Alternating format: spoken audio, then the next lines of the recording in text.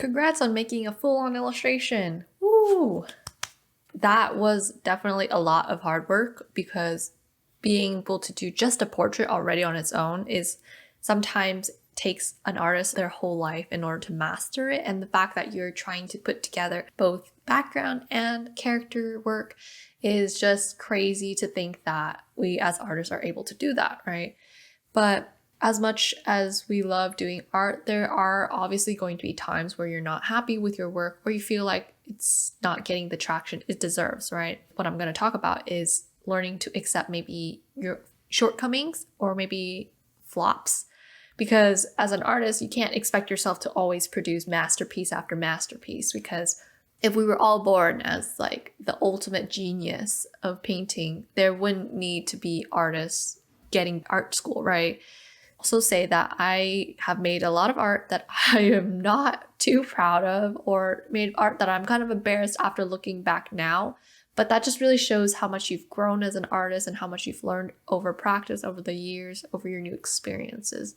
So like I made this artwork like back, I think a year ago, when I thought this would look great on my portfolio. It seemed really atmospheric and dramatic. I really wanted to highlight this sort of really somber situation of this angel that was leaning over this injured soldier after war. But now that I'm looking at it now, I definitely feel like it's very lacking, especially in the lighting situation and the color choices I did. The character design, like that does not look, the guy's clothing is too generic. Like, what am I trying to tell? So if I were to redo this again, obviously I'd probably start out with a better composition wise. Like I would plan the background just a little bit better, because there's definitely a little bit too much light. If you look zoom far away, like you can't tell how the light source is coming from because everything's so exposed. Like I would probably, let's show you, this is how you would critically look at your art, right? Like you try to evaluate from far away and try to imagine, okay, if I just isolated maybe some of these areas, right? Maybe that would show a little bit better, right? If I darkened up some of these areas, maybe with a stronger shadow, stronger cast shadow, maybe that would help bring the composition a little bit more, right? Like this, just like this. And already there's a little bit more interest when you add like more interesting shadows. Maybe for the background, maybe I would actually do a glass panel or something to showcase that. But regardless, this brings me to the topic of like critically looking at your art and evaluating where to grow, because as much as we sometimes make art that we don't like, it's more important as an artist is just to make the art and then afterwards be able to step back and be like, okay, what is it that I don't like? What is it I think I can improve on? What is it that maybe you like the concept, but maybe you just didn't execute it properly? And so some things you might want to think about is the composition good? Because composition is number one before anything else. Number two is your storytelling. Am I telling something? Am I trying to get the viewer to understand something, understand an emotion, a story, a particular set of ideas, etc., etc. Then you're going to want to evaluate whether or not your values are working, right? You want a composition that has a good balance of light and dark. If you're trying to showcase something, maybe highlight a specific feature on your character or a specific feature in your environment, maybe make sure that the lighting or the values are highlighting it, right? That area maybe might be the brightest or the darkest, and so that your eyes are drawn towards it. Then when it comes to color, then you're thinking, okay, are my color choices complementing each other, or are they too muddy or too analogous, right? This piece here, I can say it's probably too analogous. Like you can hardly pick out the figures just because I made them too similar to the colors of the background. So maybe if I had done like say a bright green or a bright red or something to kind of poke them out that of the background, and then that would really help the piece read a little bit better. And then just finally, you're just going to think about whether or not you have enough texture or whether you've made it a little too bland, right? So like all the special effects, like do I have a good amount of foreshortening or a good amount of perspective? Am I playing around a little bit with like my camera work? Am I adding enough interest in the textures, like complementing a smooth surface with a textured background or vice versa?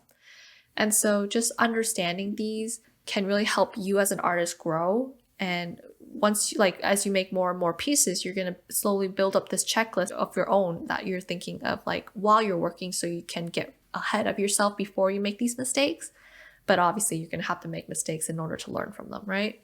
And so let me show you some older work where I definitely have like issues with anatomy, issues with compositions, issues with lighting. Like this one, when I did the sketch, I was like, oh gosh, it's gonna be so cool, the twisted leg, this blood witch kind of idea where she uses her own blood to summon the devils or whatever, so her whole body is veiny and like cut and stuff. Looking back at it now, I'm like, oh shoot, some of the colors are super muddy, the lighting source is not very dramatic, very clear. The anatomy, you see her leg doesn't actually look right, like no leg would look like that. The ribs look really weird. The arms look whack.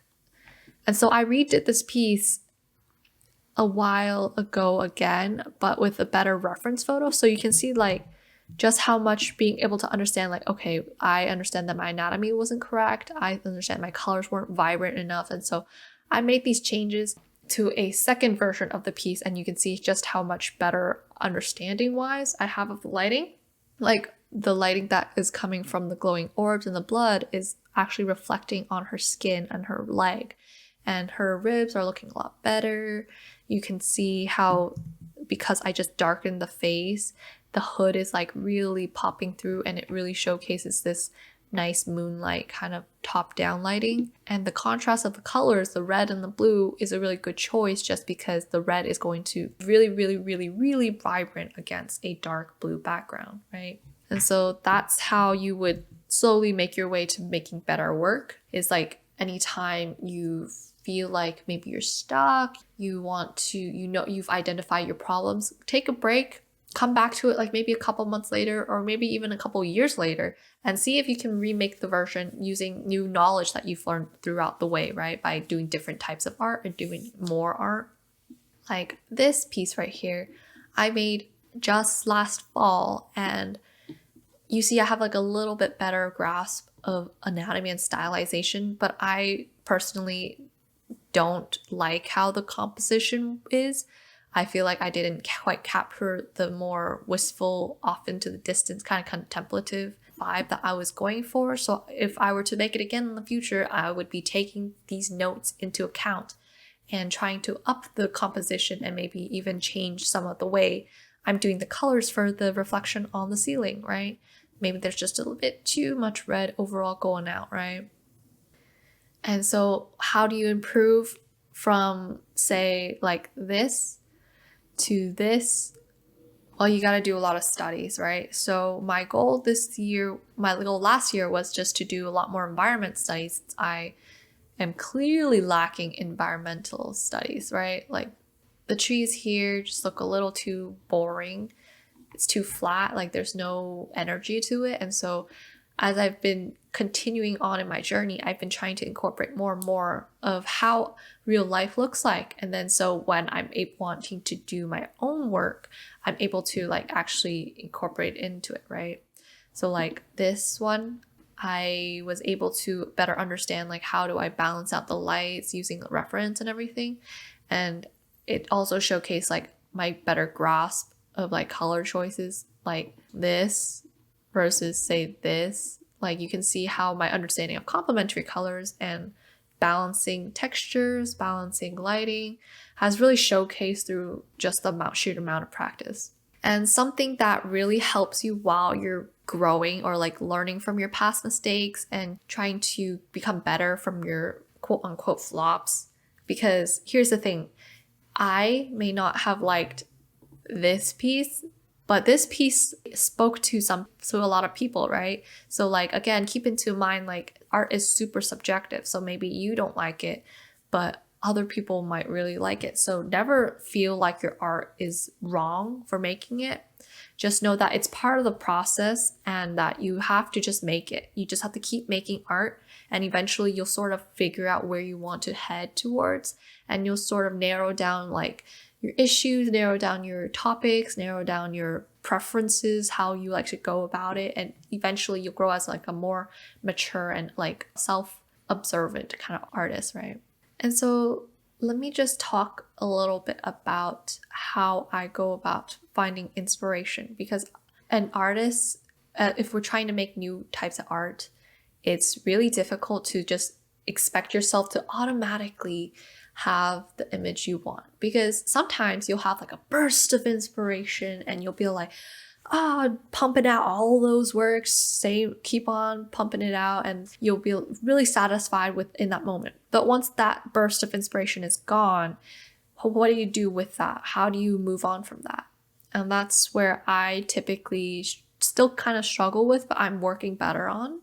And so usually when I fall into those traps, I like to first go back to studying your basics. Know what are some areas that you know you can work on? What are some areas you're struggling with? If I feel like I'm still not very confident about what my color choices are, or like my environment studies, for example, then I will take the chance to go out, do some sketches, or maybe go on Pinterest, Facebook, Instagram, that kind of stuff. Look for photos, do some photo studies and just pump it out and focus on improving your basic skills, right? As an artist, we are sort of in the craftsman, tradesman kind of field where skills of skills is what we're selling. And so if you're able to look introspectively and focus on yourself, that part is definitely going to help you grow as an artist, even if you're stuck and you don't know how to progress on your own type of art, right? Because it never hurts to have your skill sets become better. So when you do have that special idea, you're able to just automatically go for it, right? You don't have to struggle, be like, I don't know how to get this part. I don't know how to achieve this mood or lighting, right? So that's one way. Do more photo studies, practice your skills, learn your basic anatomy, learn your environment, understand your basic skills. Your second way to go about is to just, read some books, watch a movie, find some game or something. And whenever you find a story, like in your book, maybe use that chance to stretch your imagination a little bit and imagine how the characters might look like. Or maybe you take a character that you've already seen, make a riff of it. Like maybe instead of the original gender, maybe switch it up. Or maybe instead of a human, maybe change it to an animal, or change the time period, whatnot. Like just flexing your imagination to try to parody something that's already here might really help you develop like skills in storytelling, right? It'll just be like a really fun exercise, if anything else, for you to practice like imagining things that people have come up with in your own voice. And that's what fan art is like really great for. You get to practice like reimagining the author or artist's intentions in your own perspective.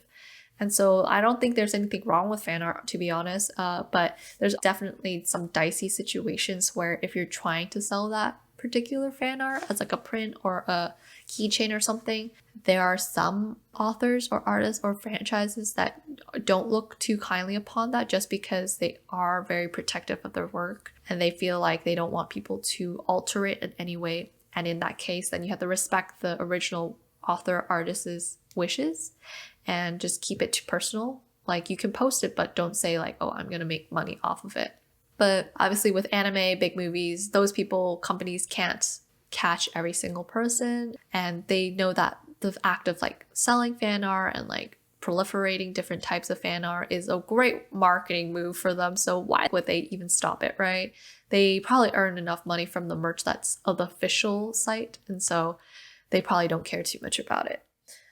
Another way that I usually try to get some inspiration or just get out there and like think about it is I love using Pinterest. I have like a whole bunch of pins that I've just collected, like color references. Maybe I've seen like specific color combinations that I'm really in love with, and I was thinking like maybe I can try using them, or like Maybe I saw a real cool pose from a photo and I thought maybe I could try doing it or like incorporating it into another work that I'm doing. Or maybe just as like a way to practice like your figures poses and stuff, right? Like these ones really interesting.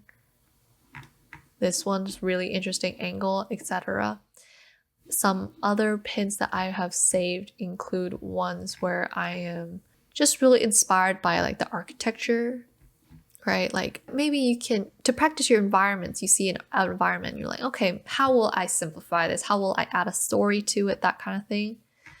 This, I'm pretty sure Sam Does Arts has used it, which is really interesting to see the original versus like his final version, right? I used this one before as like an environment study. I added a little story where a girl is like chastising a cat or something. And then my favorite one is this cool lighting one, and it actually moves. And this is my little folder of artworks from other artists that I really admire, or like I just love the way they set up their lighting sources. I obviously can't show too much of it because they don't belong to me, so we're just gonna scroll on through it. And then in my cool lighting section, I just have like a bunch of pins of like different lighting situations where I have never done it myself, or I think it might be a really interesting way to study how does light reflect on the skin, how does light reflect onto surfaces that are around her, how does light change color, like how does putting a red light on a green surface change that green surface, etc, etc. And because there's just so many things out there and it's so complex, just the way reality actually works, that even if just from studying this you're gonna learn a lot, right? Like just look how many different color choices you're seeing. And so Pinterest is your best buddy. Don't be afraid to like go on here and just browse and like look up things like, oh, sunset lighting, or like space, or like portraits, and like just browse through a couple hours. No biggie. Sunday afternoon, right? Get a cup of tea, sit here, look through like a whole bunch of references and see what catches your eye. Because sometimes what catches your eye might even inspire you to think of a whole new piece and you're like, inspiration galore.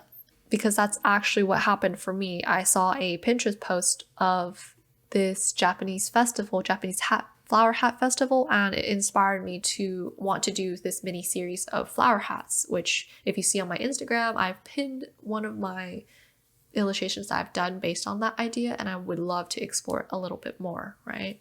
And some other things I do for inspiration is I just like to look through other artists' works, right? Like something, maybe I'm like captivated by how they tell stories, maybe I'm captivated by how they do lighting. Ross Strauss, one of the OGs, the giants industry. I love the way he does his environments, like look at how textured they are. And just even the way he does color is really inspirational. And so exposing yourself to as many different types of art and different types of images can really help you as a person like shape what you want to do and what types of art you can be approaching yourself to do. Like sometimes you don't know how to stylize an environment, in which case maybe learning, watching and looking at how other artists do it may be helpful for you, and you might try to incorporate just a tad bit of their art process into your work.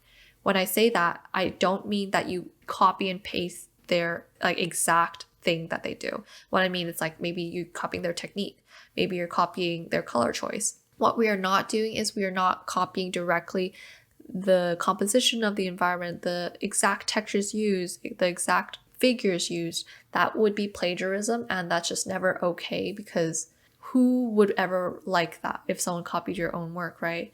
And so keep in mind, we are trying to be also unique. So we are trying to find a new, very own perspective, our very own story. Why do we make art, right? What makes our art different from other people? It's because we have our own perspective. So our background, our life story, the way we learned how to do art, the way we want to create, what types of art we want to create, all play a factor into how you do your art.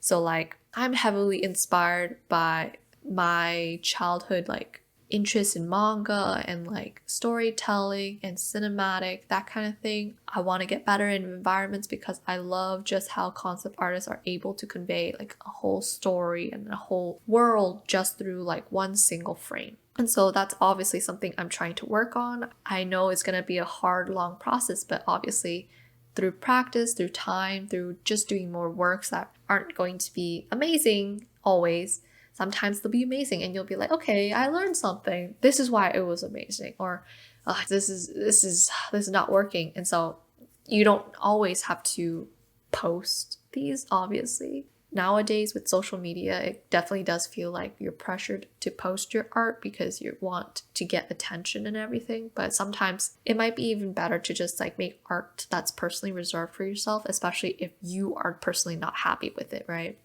I definitely can say like, I'm not happy with this, so I will never post it onto my IG. And it will be a while before I am happy with it, just because when you post your art on your IG, you want it to be the work that you're super, super happy with or somewhat happy with, right? It's stuff that you want to showcase yourself in 10 years, be like, yeah, no, I didn't do too bad there. You see, I definitely see some improvement, but yeah, that definitely was indicative of who I was at that time. And so I can say that even with like a lot of art, you might start it and it stays a sketch because you never fully fleshed out the idea. And in which case, maybe come back to it in a couple of years.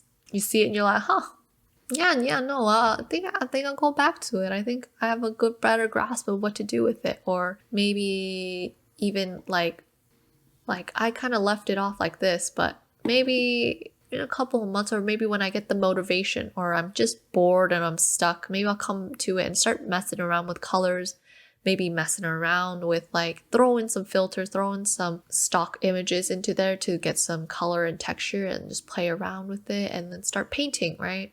I know I'm not like the most spontaneous type of painter, but sometimes mixing up your routine can be helpful a little bit in trying to spark that inspiration. If you used to drawing by line like I am, maybe if you start out by just putting blobs of color, maybe it'll be easier for you to simplify your mindset and be all at home. What do these color combinations remind me of? Or maybe you see a specific like shape that comes about when you're like just throwing paint down, traditional paint down, like in your sketchbook or whatnot, and you're like, maybe I just want to throw some paint around and play with paint today. That's fine also. And I think there's just something so fun about being able to just experiment and not be too afraid, especially when you're just making art for yourself. And so hopefully those tips and like my experiences with creating flops and having shortcomings were helpful.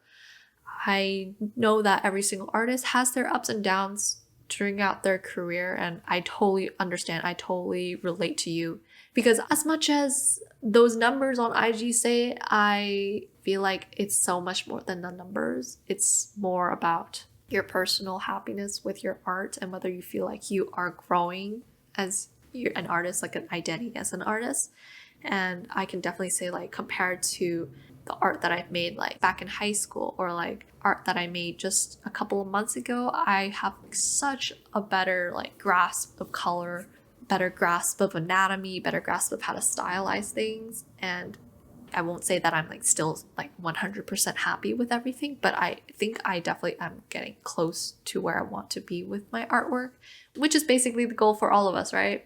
I hope to you in your artistic journey that you will figure out a routine, a practice, a little habit to help develop yourself as a more comfortable artist, someone who's able to accept that you're not going to create works that are always going to be 100. You're not going to create works that are going to just pop off and reach the algorithm and spike in engagement, because that engagement stuff on social media, a lot of it is based on luck and whether or not like you just had the right tags at the same time or whatnot. I promised you, just focus on yourself. Like that's really the only thing you can control. And so let's just work on what we can control, right? And so that's it for this video. And in the next one, I will be just wrapping up everything, talking about my thoughts, my final words of wisdoms for you little baby buddios about how I think about the industry, whether or not it has like potential, how I sort of found my way into the identity of unquote social media artist. Because definitely right now it's becoming more and more prevalent that artists are able to find a sort of like a niche area for them. Like they don't have to follow the traditional go to master's school, grad school, get your MFA, and then become like a professor. It's the only way you can earn a living as an artist, because that's totally not true. Nowadays with social media, we can connect directly with you guys and be able to support ourselves through it, right? And so I will see you later, buddios. Bye!